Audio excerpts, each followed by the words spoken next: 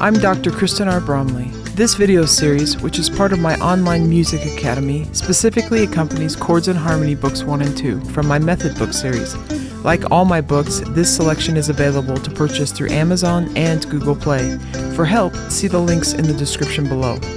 In the videos which are part of this specific course, I progress through the lessons in Chords and Harmony Books 1 and 2, explaining and demonstrating concepts and playing each of the songs and exercises contained therein, so you can hear how they sound and play them right along with me. You are of course welcome to view these videos with or without the book, but with the book you can work through all the songs and exercises, and in the process learn all the various types of chords used to play music on the guitar and master your chord playing abilities. Alright, let's get to jamming in this lesson.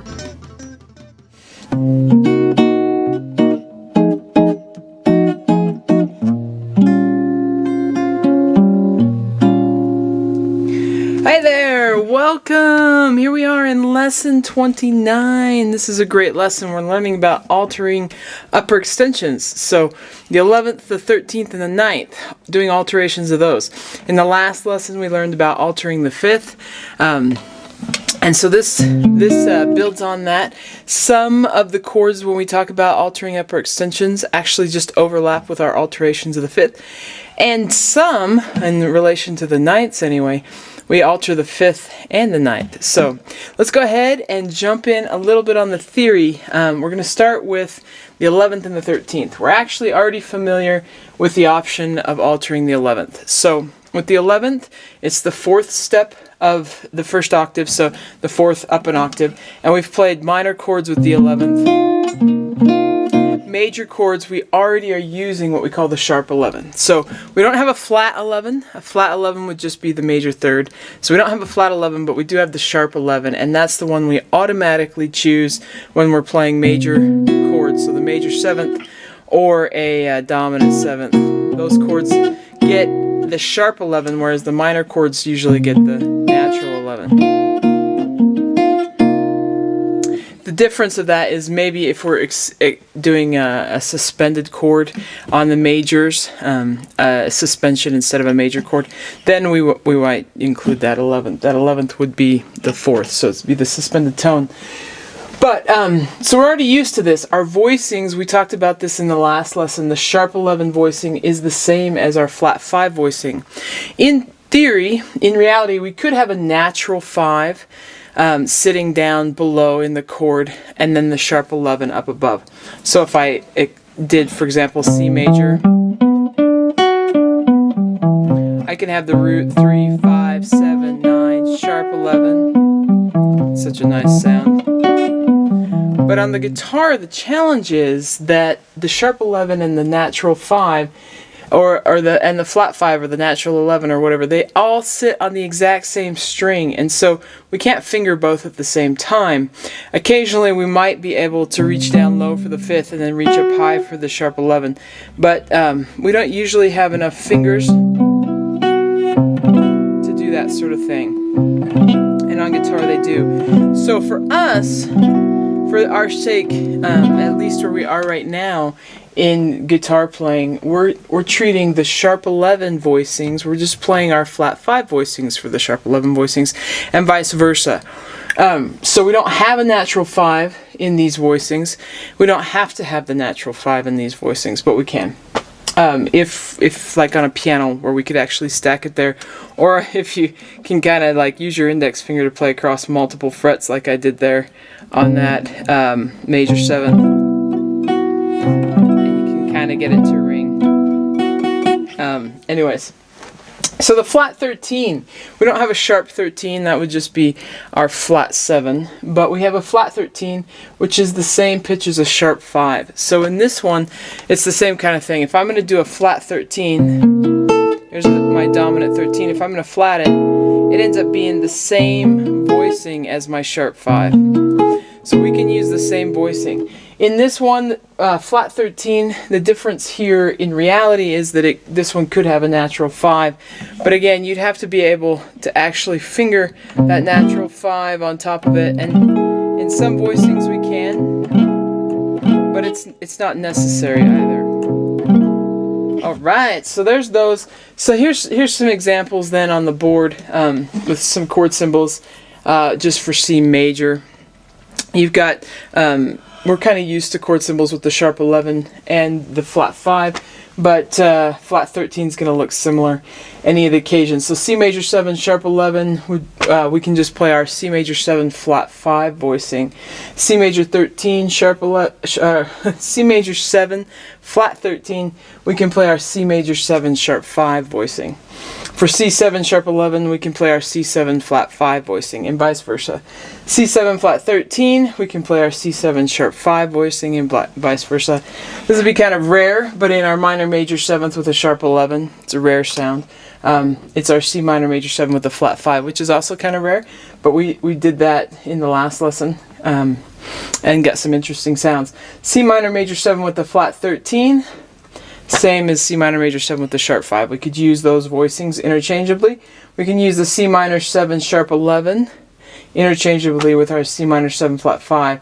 Now this is one that really points out that when we with these ones here on the left side where we've got the extensions, the upper extensions, where we can have a natural 5 in it, we're using that C minor 7 flat 5 voicing, which is half diminished. Whereas these ones technically could have that natural 5, but for our purposes, just interchanging the voicings is what works well. C minor 7 flat 13, C minor 7 sharp 5, those ones are interchangeable.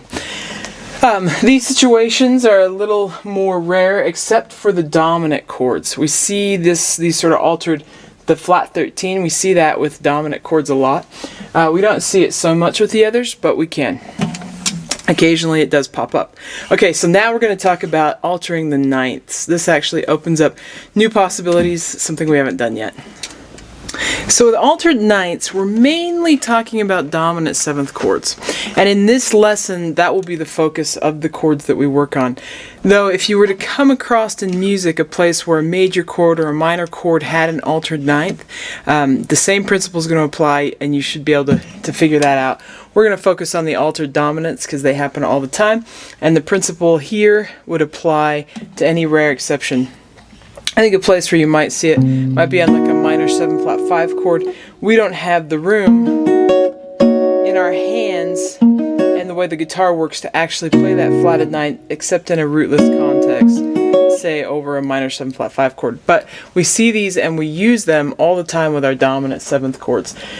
When it comes to the altered ninths, there's kind of two categories. The first category is where we just have the ninth altered. So the other items in the chord are still natural. So for example, I've got written up here sort of the theory, kind of like you have on page 189 in the book, but the root, the third, the fifth being optional, the flat 7, so our dominant 7th chord, and then with either a flat 9 or a sharp 9, they're somewhat interchangeable. If you see a flat 9 chord symbol written and you actually want to use the sharp 9 sound, and with your musicianship and intuitiveness for whatever reason, then that's okay to do. They're somewhat interchangeable. Then we could also potentially have a sharp 11 and a 13th if we wanted to. Probably less common to have a natural 13th with an altered ninth. The sharp 11 is going to happen, could happen. It's kind of like the flat 5 as we've already talked about. The chord symbol would just have the C7 flat 9 shown, or C7 sharp 9. Now, as we're going to talk about later, sometimes the C7 sharp 9 actually is kind of a simplified way of saying throw whatever you want on there, which we'll talk about here in a moment. But our flat 9 voicing, so we got, and in this particular voicing, which is the one that we'll be working on for flat 9, we've got the root, the third, flat 7, and flat 9, so the fifth has been omitted. If I wanted the fifth up there, I could throw it in, but I don't really think it adds to the chord, so I leave it off. Sometimes eliminating things makes it richer. As I've mentioned, the other one, then the sharp 9, so our natural 9, sharp 9, or flat 9, for that dominant 7th chord. So we see those a lot.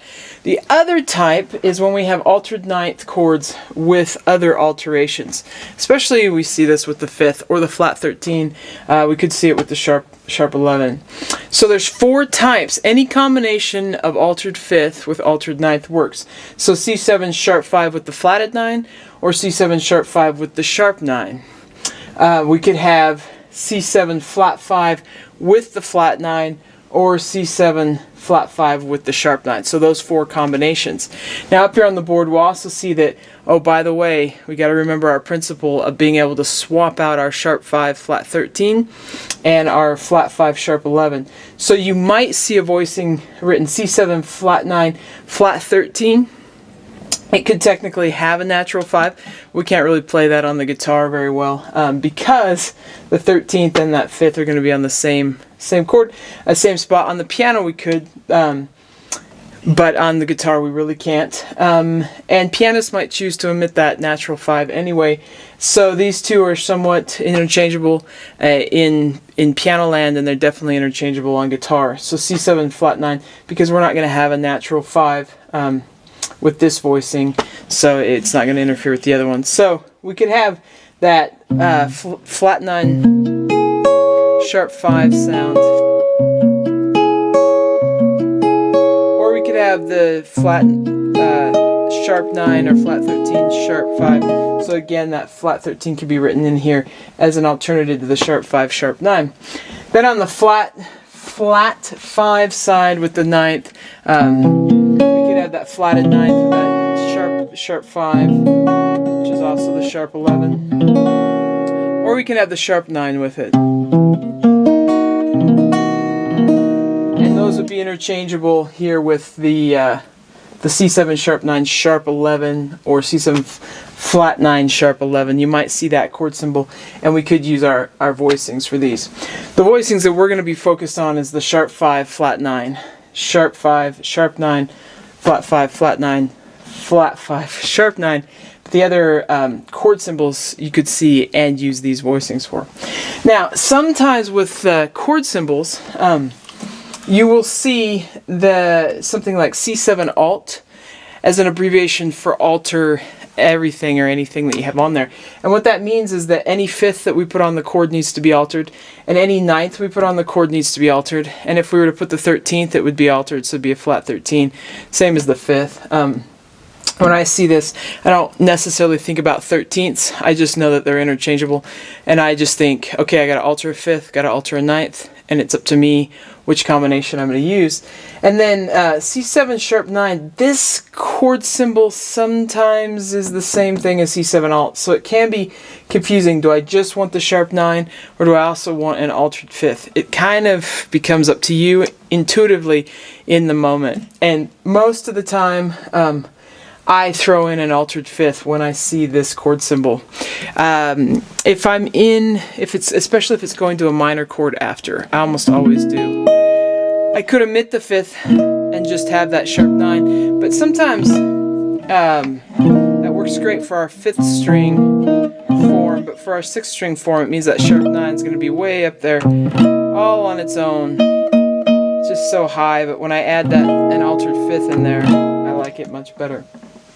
Alright, so that's a little explanation there. The next thing we're going to do is just go ahead and dive on into learning these altered dominant chords. This is where we see these alterations the most. As I mentioned, you can apply these principles to the major and the minor major and the minor 7th chords if you were to come across them with alterations of the 9th or combinations with the 5th and the 9th and so on. So let's go ahead and look at the bottom of page 189. We'll start working on these voicings. Okay, so here we are at the bottom of page 189 looking at these different voicing options. The first thing that we would do when we start the exercises on pages 190 through 195 is exercise number 1 takes us around the circle of fourths, which we've done before. I've written it up here on the board: C, F, B flat, E flat, A flat, D flat, G flat, B, E, A, D, G, C, so that we can practice each of these voicing types going around the circle of fours. So we'll just go ahead and dive in. We have our dominant 7th with the sharp 9. If you remember our dominant 7th with just the 9th, the sharp 9, is just 1 fret higher. So it's kind of a biting contrast to our natural third. So these altered dominants are high tension chords, but they have their place, especially when we resolve them correctly. On the 5th string form, our 9th chord, we just take our pinky 1 fret higher, just like so.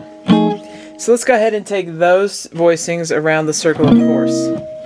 So we'll start by doing it 2 times per chord with our do dot. So we got a 1, 2, ready, and.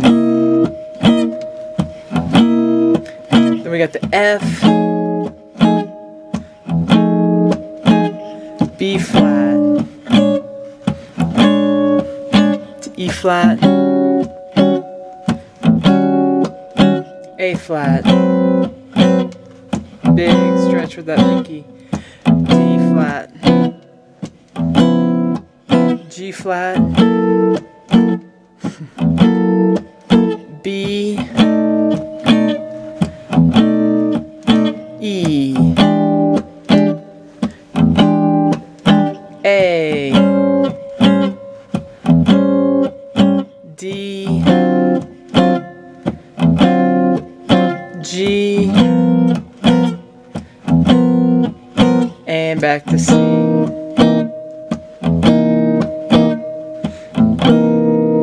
Alright, so let's do that again with just 1 chord per bar, so 1 measure per chord to the F, and so on.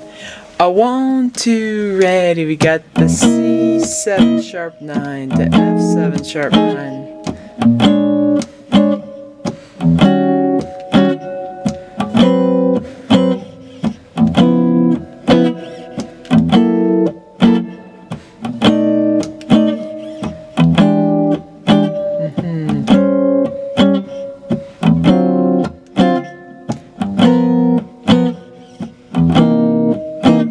Back to C.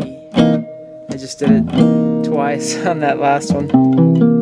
Alright, while we're on just altering the 9th, let's take a look at flatting the 9th. So from our natural 9 with our 6th string form, we just pull our pinky down 1 fret and we get the flat 9. 2 frets lower than our sharp 9. On the 5th string form, our 9th is on that 2nd string. It's got to go down by a fret. You could finger each pitch individually. I usually grab it with a bar. So I bar over in the 7th fret and then play the 2 at the 8th fret for the 5th string form.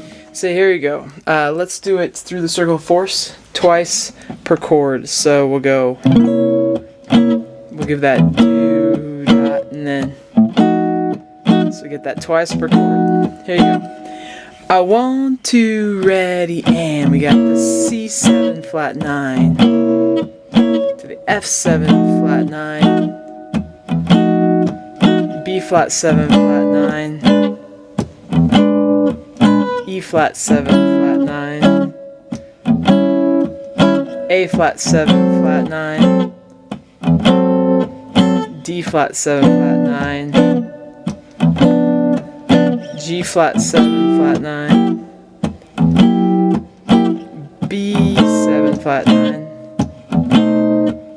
E7 flat 9, A7 flat 9, D7 flat 9, G7 flat 9, C7 flat 9. Okay, let's do that same thing. Now 1 time per chord, so 1 bar per chord. We got 1, 2, ready, and C7 flat 9, the F7 flat 9.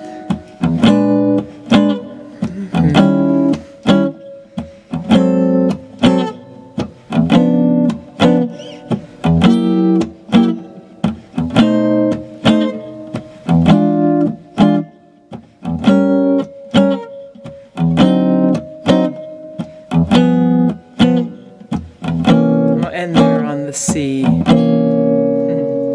Okay, so now we're going to look at the different combinations we have between altering the 5th and the 9th, which we can alternatively use, as mentioned earlier, for altered 13ths or 9ths in combination with the sharp 11. So the first one we're going to look at here is the dominant 7th with the sharp 5, sharp 9. This one I use a lot. Actually, all of these I use a lot. They all come up a lot for me in jazz music. And they actually occasionally show up in other styles too. That sharp 9, Jimi Hendrix threw that in famously. Some people refer to it as the Jimi Hendrix chord. But if you get into a lot of other styles, you find out, oh, this is used a lot, not just Jimi Hendrix. So. Okay, anyway, we got the sharp 5, sharp 9. To get that sharp 5, or that flat 13 spot, I bar with my ring finger and then reach up there with the pinky. So it's kind of a little bit of a bar and reach, which takes a little getting used to. The sharp 5, sharp 9 on the 5th string form, all we got to do is bar over with our pinky playing that sharp 9. We get up there to the sharp 5 or flat 13. So 13 down to flat 13 or 5 up to the sharp 5. So, and then to here.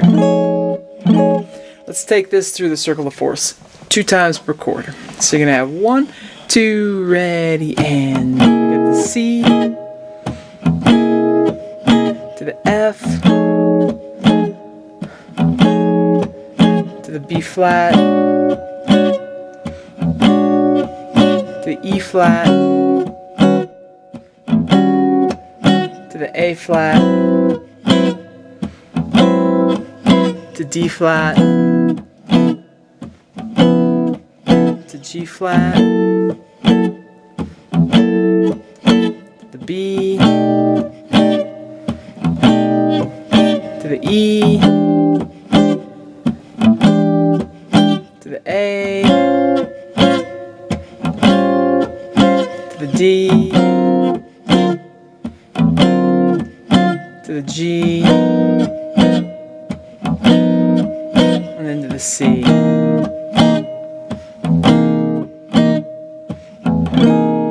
Okay, let's do it once per chord. So you got 1, 2, ready, and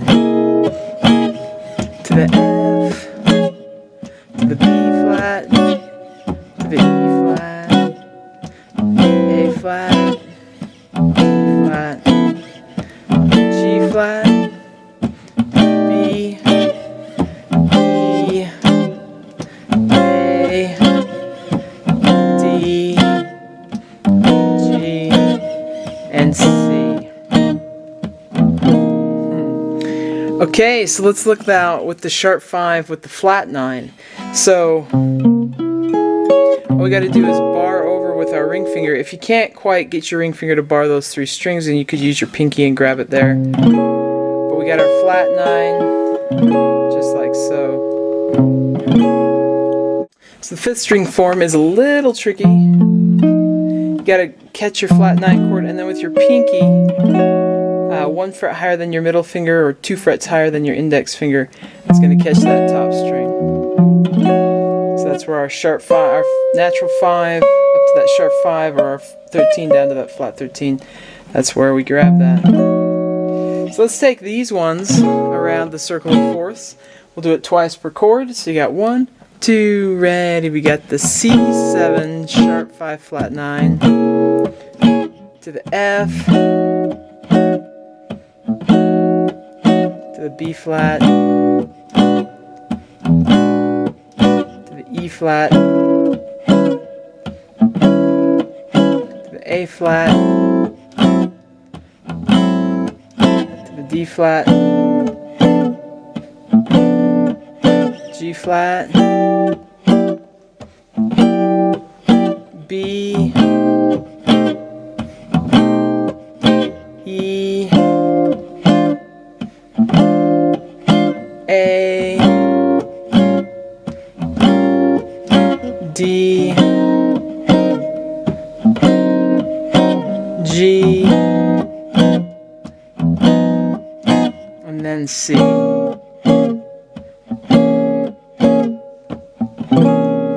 So let's do that one time per chord now. So you got 1, 2, ready, and the B flat, E flat, A flat, D flat, G flat, B, E, A, D, G, and then C.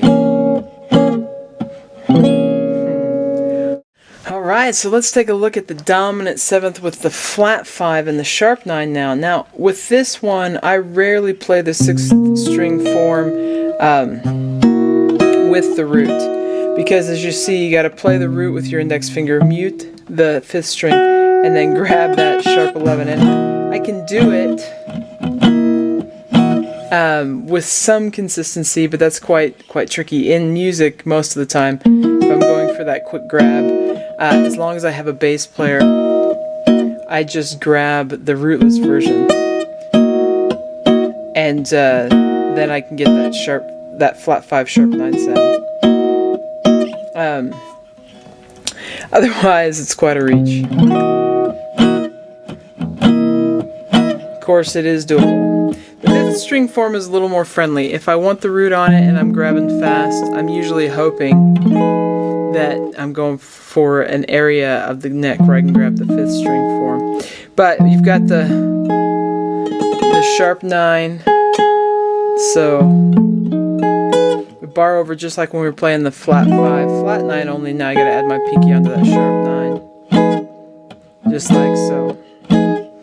Alright, let's go ahead and take that one around the circle of 4ths. Now you're welcome to use the rootless version for the 6th string form if you want. I may do some of that interchangeably, and then the 5th string form. You could do that as well on the 5th string form, but I think that one's much more gettable rather than the way you have to use your index finger for the 5th string form, which in real music is kind of hard to grab suddenly. Much easier to grab the rootless. Okay, so twice per chord. Here we go. 1, 2, ready, and so you got the C to the F, B flat, E flat, A flat, D flat, G flat, B, E, A, D, G, and C. Alright, let's do that once per chord. This time I'm going to demonstrate it with the rootless version,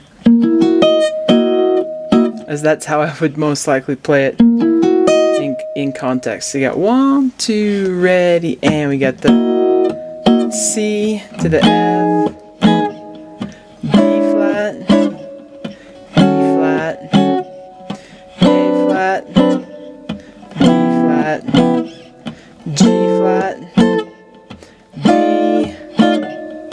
E, A, D, G, and C.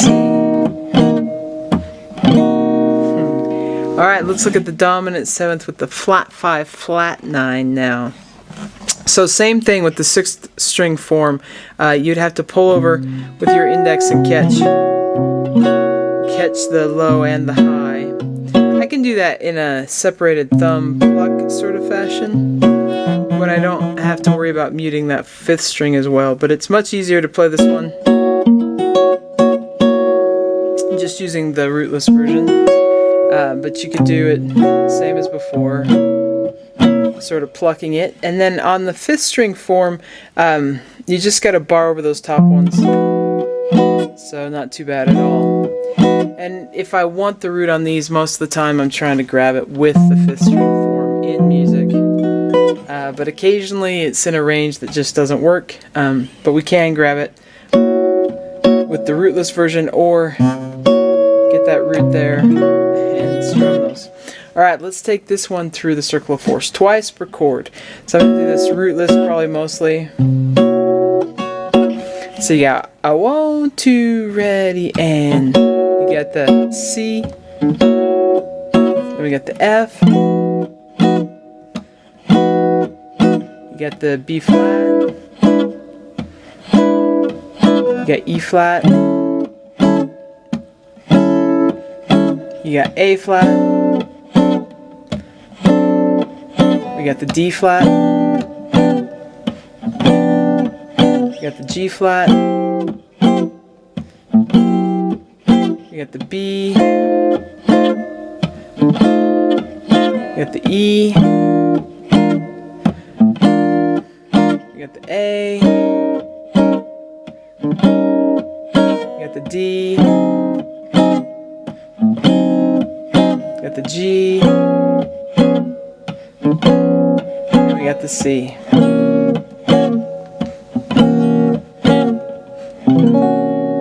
Alrighty, let's do it one time per chord.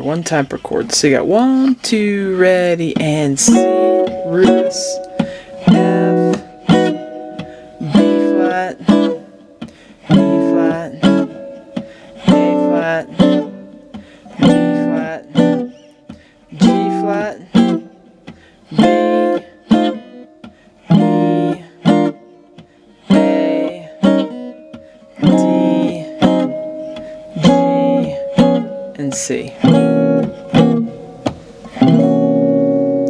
Alright, with that introduction, let's flip on over to page 190. Maybe you've been flipping back and forth, maybe not, but we'll go on to page 190 and we're going to do exercise number 2. Okay, so here we are on page 190 with number 2. We're going to practice going around that circle of 4ths, doing the 2, 5, 1s. We've got 2 different options there. As we proceed through most of these chord progressions and exercises for the dominant chords, we're going to mostly see the word alt written, where we get to pick one of the alterations that we want to use. So we could use the sharp 5, sharp 9, sharp 5, flat 9, flat 5, sharp 9, flat 5, flat 9. We're going to play through number 2 here 4 times. We get to practice each one of the variations in context. So this first time we'll do the sharp 5, sharp 9. So we're going to have the 2 to the sharp 5, sharp 9 to the minor 6. So, and for the other shapes, we'll have the 2, the sharp 5, sharp 9 to whatever the minor chord is. Minor major 7 or minor 6. So, we'll use that same do dot. So you got a 1, 2, ready, and we got D minor 7, flat 5, sharp 5, sharp 9, minor 6, and then this time minor major, minor 7, flat 5,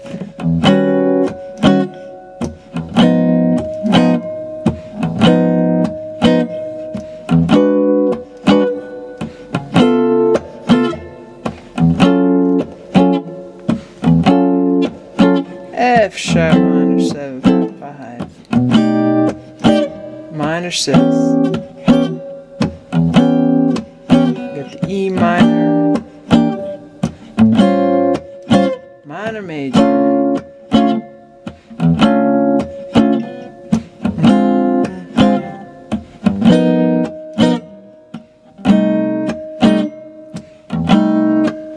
alright.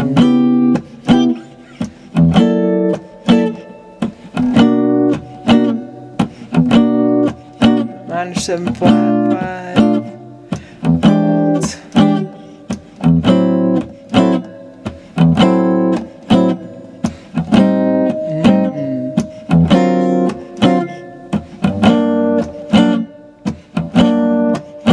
switching higher, C7, minor 6,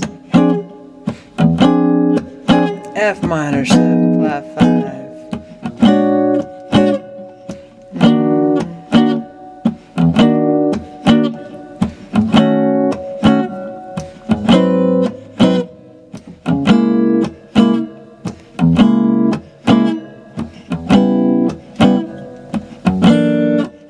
It's getting a little low.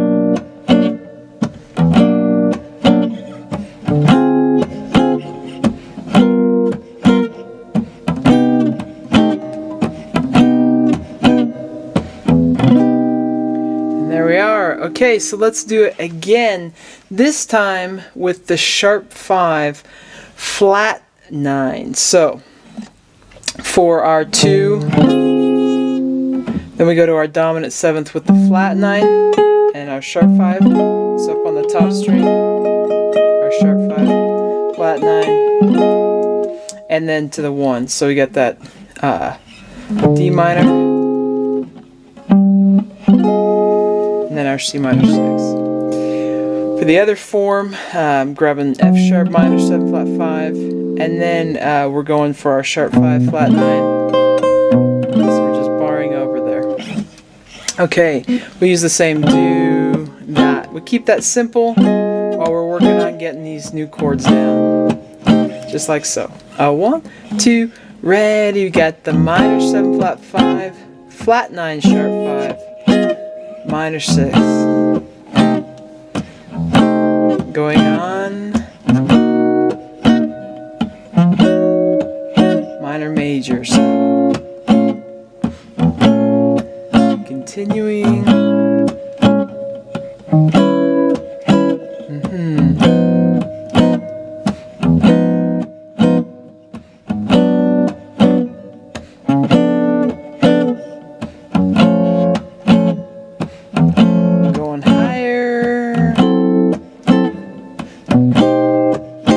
minor 6,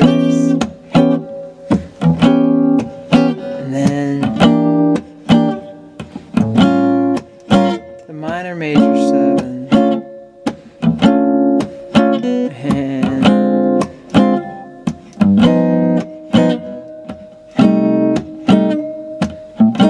I'm switching higher, B minor major. And then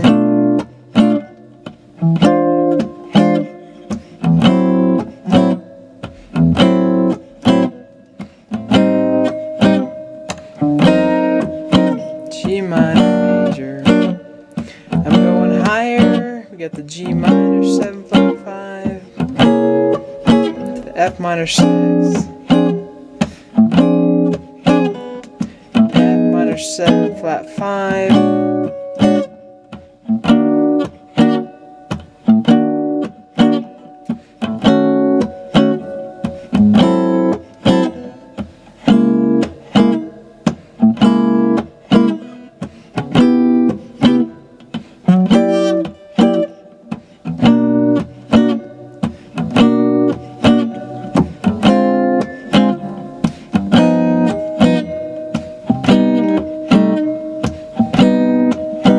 And there we are with that one. Okay, so this time I'm going to do the flat 5 sharp 9. So I'll have that D minor 7 flat 5, and then I've got my dominant chord with the sharp 9 and the flat 5 on top, and then to my minor 6. For the other form, this is the one where I would have to do my funny bar using the root.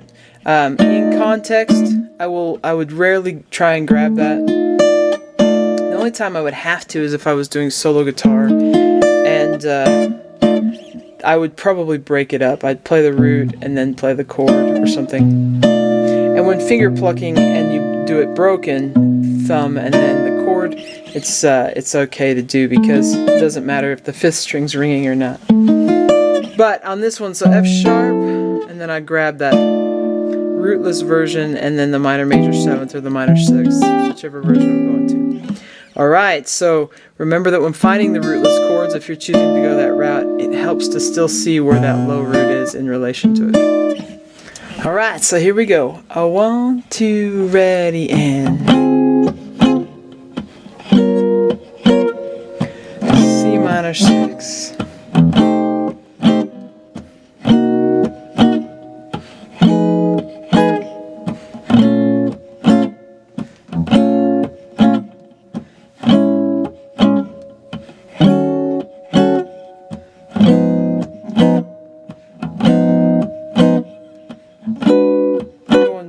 With the dominance on this one.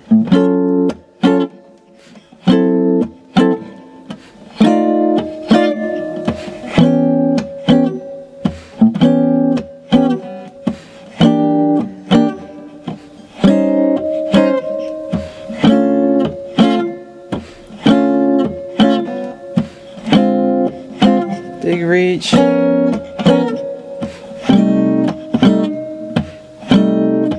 Switching higher.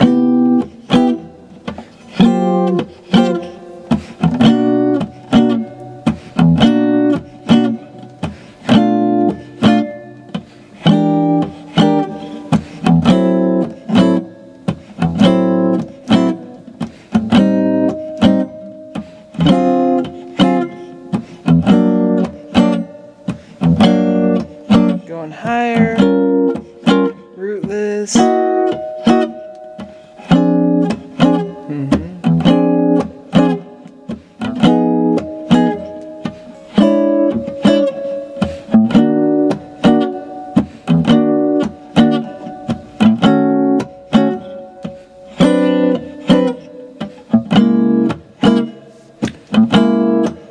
Going higher.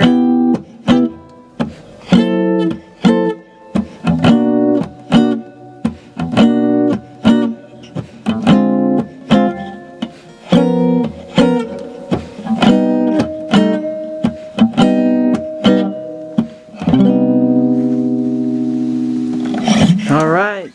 Okay, so let's do this one now with the one that we haven't done. So the flat 5, flat 9. So I'm going to bar over for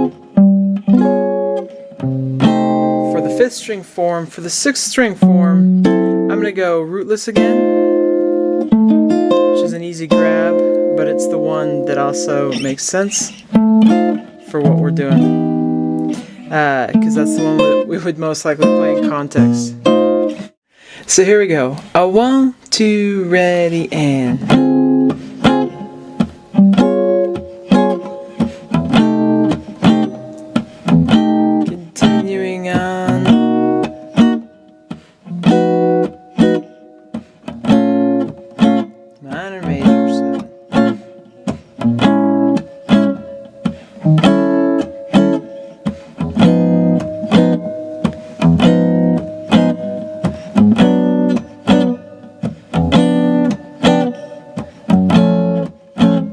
Alright, I'm going to go higher now.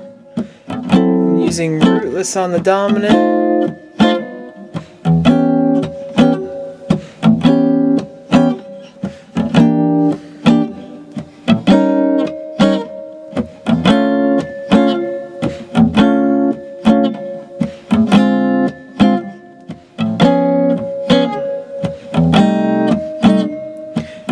Going higher.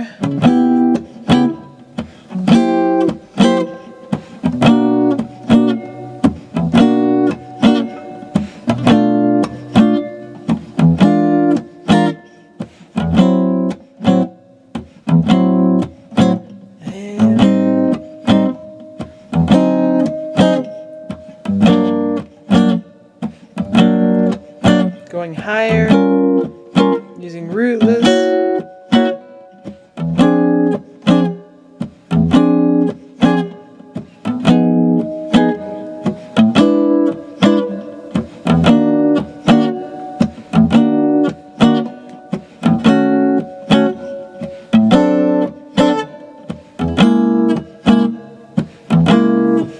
Going higher.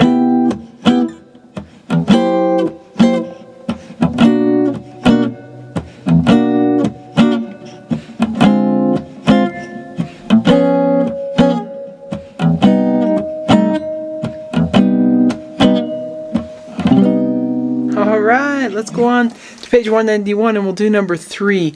Now as we continue, I won't play each exercise 4 times. These are progressions.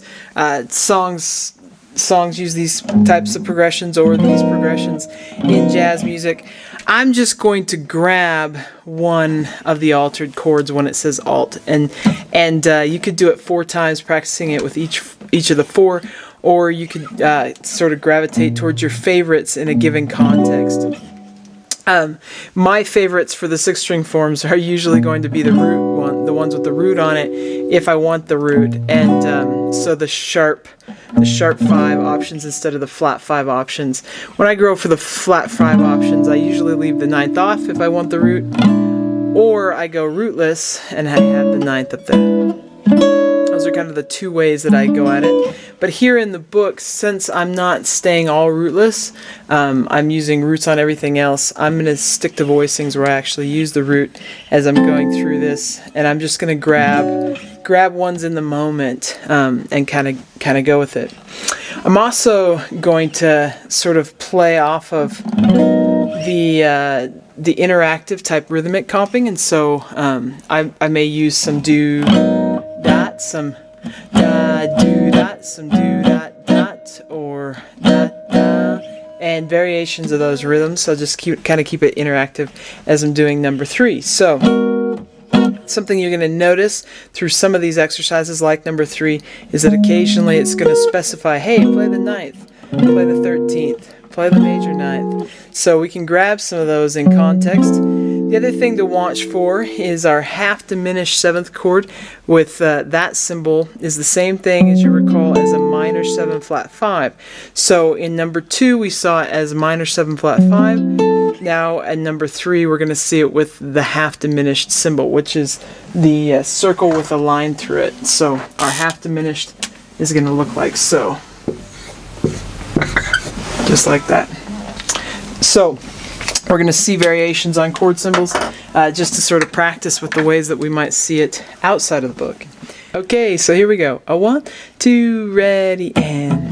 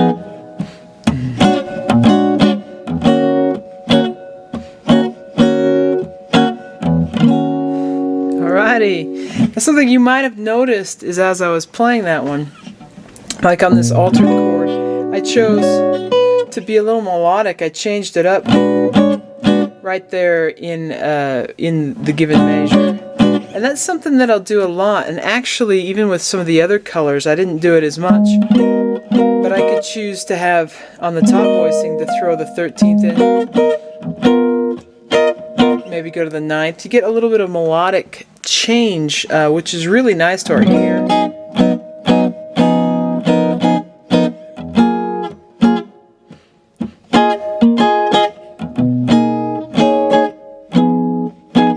When we play with that. Now, something I didn't do that you can do, especially on like dominant chords, is to sidestep it a half step below and back up, so 1 fret below and back up, or 1 above and below. If I did that sort of thing,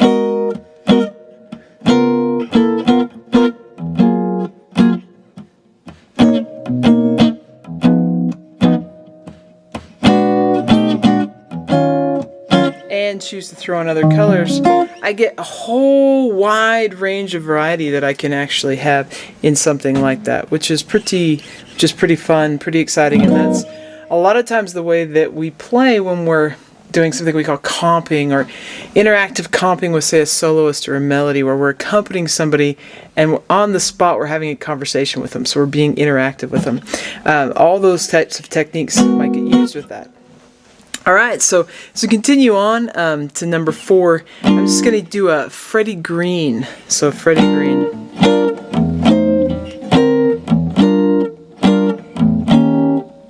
If you want to throw extra colors on, you're welcome to. And I'm just going to pick whichever altered chord that I want to do when we see that. All right, so here we go. Number 4. 1, 2, ready, and...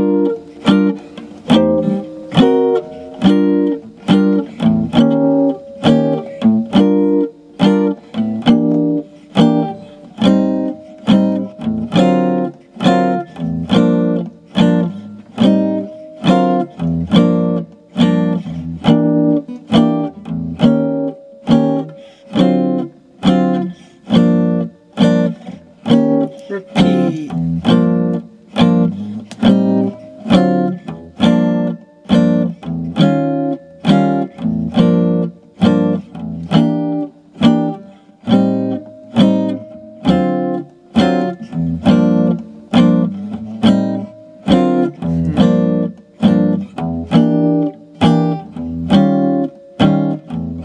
Second ending. Alright, let's go on to number 5. On this one, I'm going to do a little the bossa nova.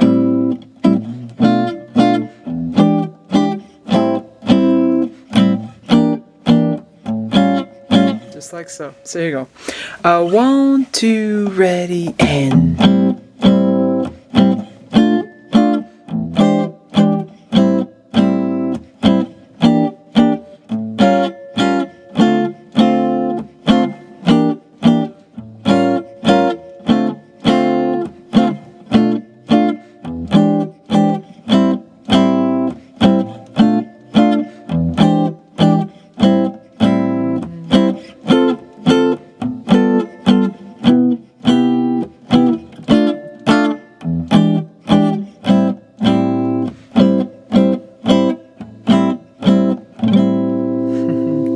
Okay, let's flip on over to page 192 now. Okay, so here we are on page 192 with number 6. I'm going to use a bossa nova pattern for this one too. Take it a little faster as the chords are spread a little bit further apart. Couple things to note is that once you get onto that last line, and even before, we're going to have the spot where you have the A7 sharp 9. And I'll leave it up to you whether that means that you want to add an altered 5th or not, or just have that sharp 9. I'm going to play just the sharp 9, which is usually what I might do if I see it in context with other places where it says alt. So I'm going to assume, oh, maybe they just want that sharp 9 color. But it's sort of a intuitive game there. The other thing is, in this one, you're going to have that flat 13 as the second to last chord, which is the same as our sharp 5 voicing, so just beware and watch for that. Go about there. 1, 2, ready, and...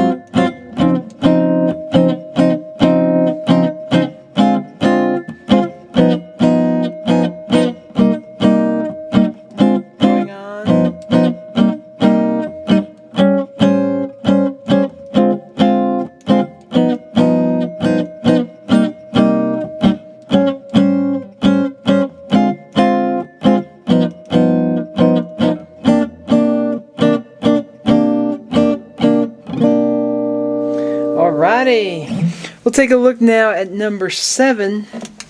On this one, I'm going to do some Freddie Green. And on this one, we're going to watch, you're going to have another spot with that flat 13. Just like the last one, we're also going to have places where it specifies ninths, flat 9, and so on, a little more specific. So you got 1, 2, ready, and...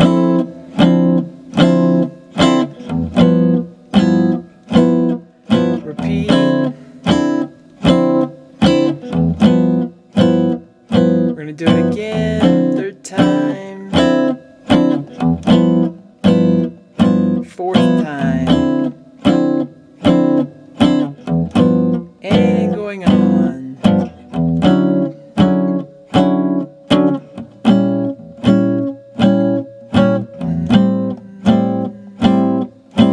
D7 flat 9, we got the G major, the G6, F sharp,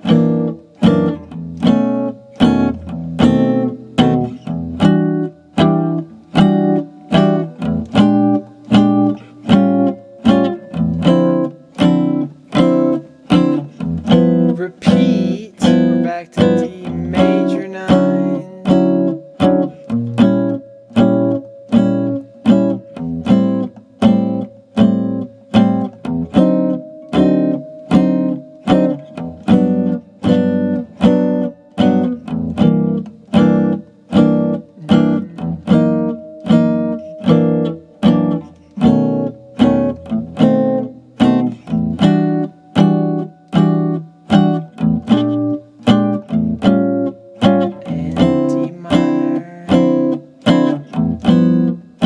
going on.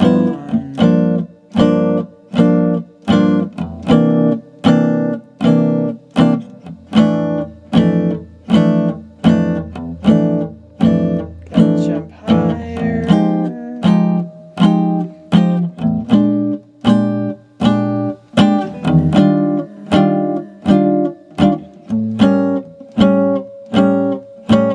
D major 9.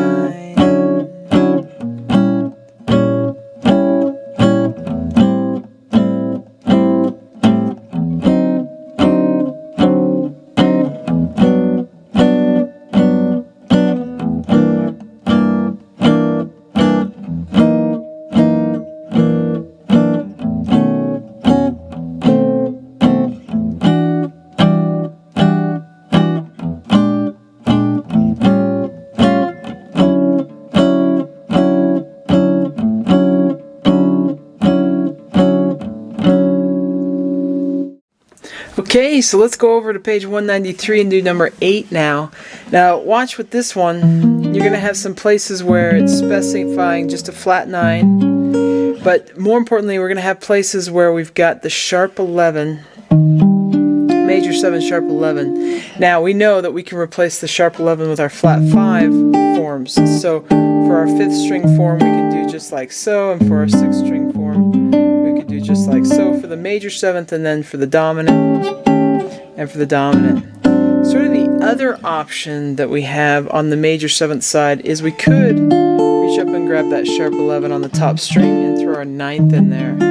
So that is another option for sharp 11. It is different than this one, and you could throw in either one actually.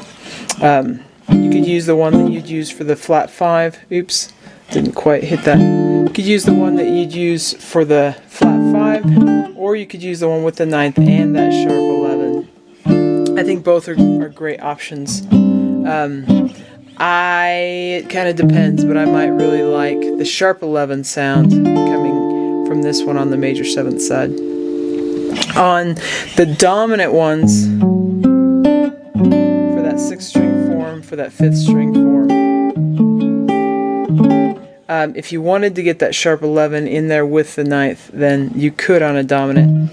But I think we talked about back in that lesson on the sharp 11s that it's really hard to try and squeeze all that together, and so we can use this one instead, or you could leave that one out altogether.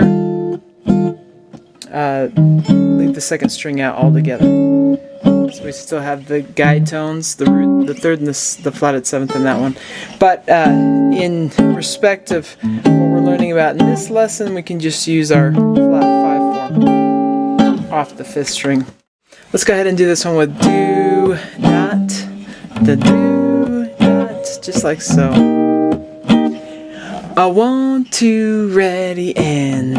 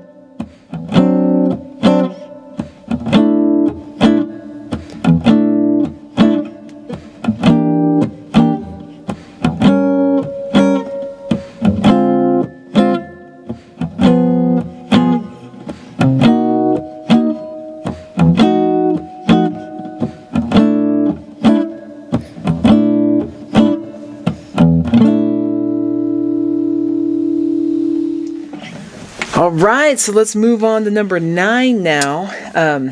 With this one, we got that major 7, sharp 11 again. So we can use our flat 5 form, or if we wanted to, we could use the one with the 9th on top. For the B major 7, flat 13, then we're going to be using our B flat major 7, flat 13. We're going to be using the same voicing as our sharp 5. And then with our G7, sharp 11, same thing. We can be practicing these using our flat 5 forms and the minor 7th with the sharp 13. We can go just as so. Really, the hardest part about doing this exercise is that the chord symbols may throw us. We're used to thinking of these things in relation to 5th, sharp 5 or flat 5, and not necessarily in relation to how we could play it as an alteration for the 11th chord or the 13th chord. So alrighty, on this one we're going to go, we'll use the do, dot, a do, a dot, just like that. Alright, so here we go. I want to, ready, and.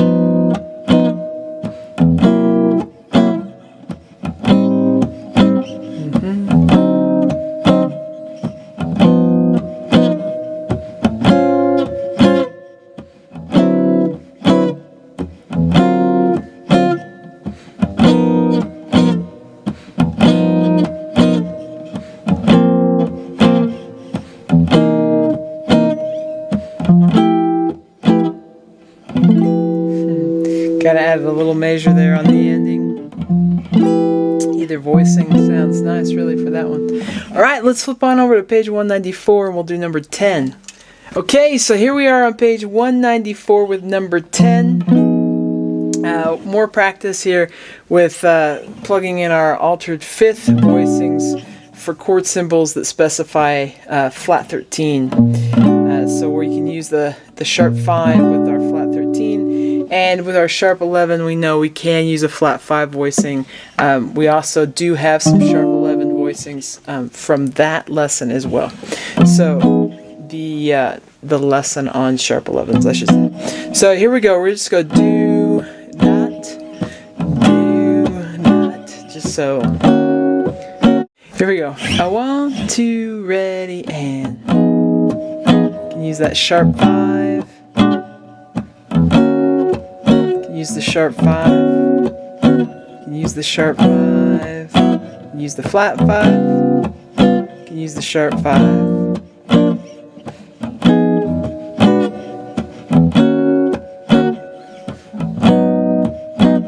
Flat 5,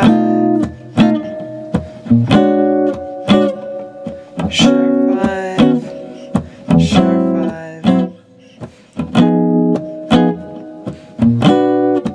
Let's repeat.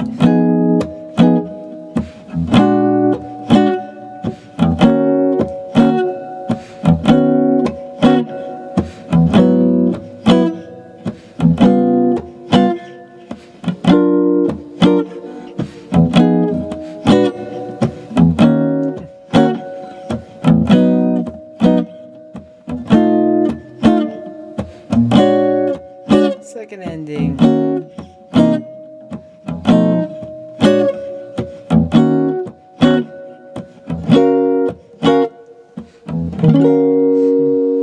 All right, let's look at number 11 now. So we're going to get some choices for our alterations. We're going to have some spots with that flat 13 again, or the sharp 11. So with the sharp 11, we always can choose whether we want to use an 11th voicing, like our fifth string one that has the 9th and the sharp 11, or we can substitute our flat 5 voicing for that. Okay, we'll go do dot, da do dot dot, just like so.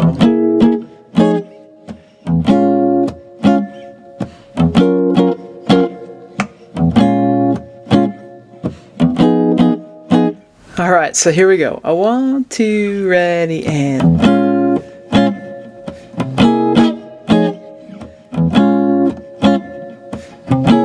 Repeat.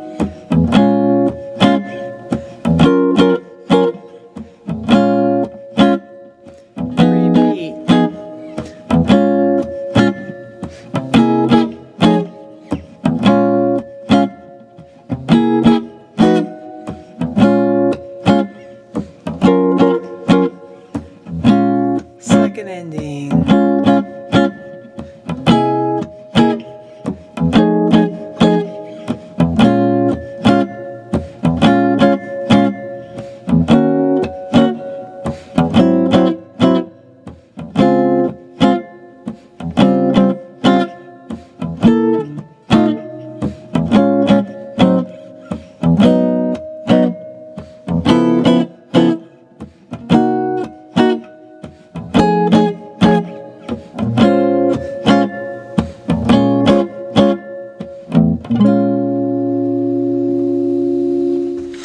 Okay, let's go ahead and go over to page 195 and do number 12. Just as a small heads up, this one's going to end with a minor 6/9. So we haven't done that chord for a little while. If you take it up high there, or you might take it the 5th string, that minor 6/9. This one's also going to specify some sharp 9. Just sharp 9, or just flat 9. And of course we're going to see some of that sharp 11, wherein we can use our flat 5 voicings, or if there's a different voicing we know for sharp 11 from the lesson on sharp 11s, then those are fine too. Alright, so here we go. We'll just go nice and slow with a little fretty green. Just like so. I want to, ready, and.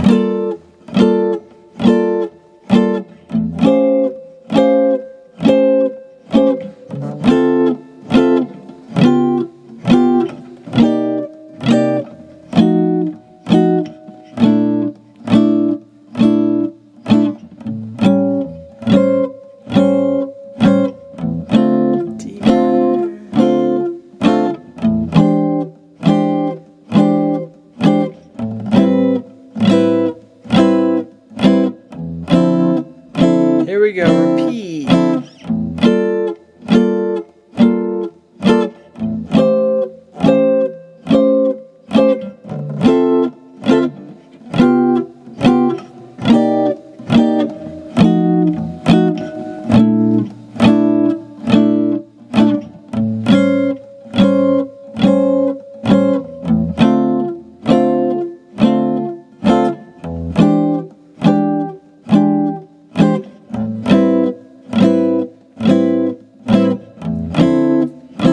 Going on.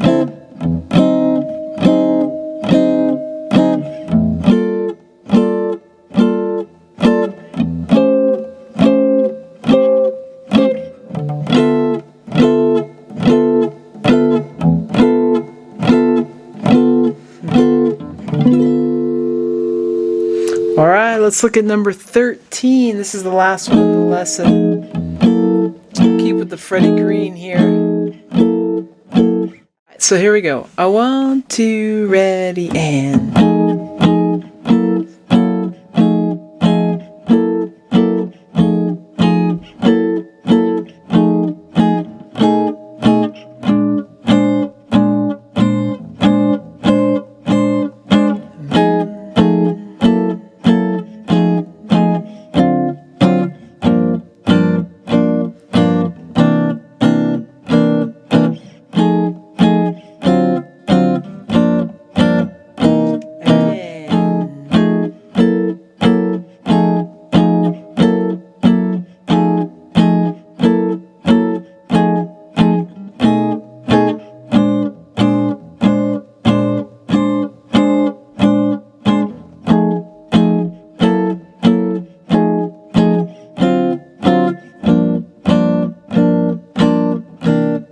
Second ending.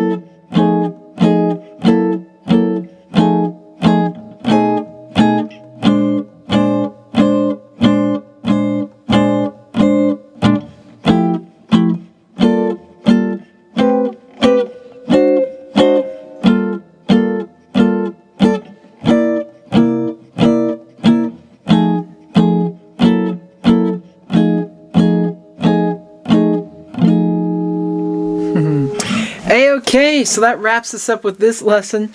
We have basically covered every type of chord that you could run into, or at least if you ran into something that's slightly different, that's highly unusual or something, you would probably know how to adapt and make it from the chords that we've studied in this book.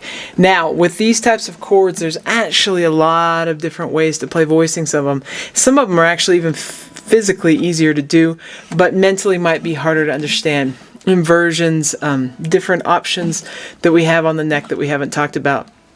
If you're really interested in this thing, especially if you're into jazz or you want to learn chord melodies and that sort of stuff, going on and doing Chords and Harmony Book 3 is probably right for you, because we will explore voicing types and how to play them all over the neck. We really unlock harmony on the neck at the most advanced level that there is. In the next lesson, though, the last lesson in this book, we're going to talk about open position type chords. So other tunings, alternate tunings, drop D, open tunings where we can play a chord, a major chord just by strumming the open strings, that sort of thing. So we'll see you in that next lesson. Take care. Keep having fun playing the guitar. If you found this video helpful, please hit the like button and subscribe to the channel. For help with other guitar playing skills, check out more of my method books and the numerous lessons available as part of my online academy here on YouTube. You can find more information about me and my products at kristenbromley.com. Take care.